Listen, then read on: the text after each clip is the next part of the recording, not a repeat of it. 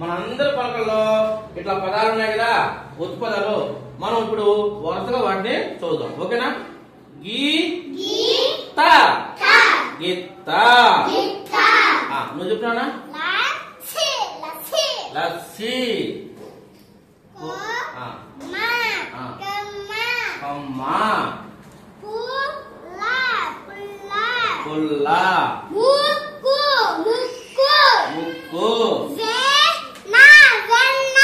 వెన్న,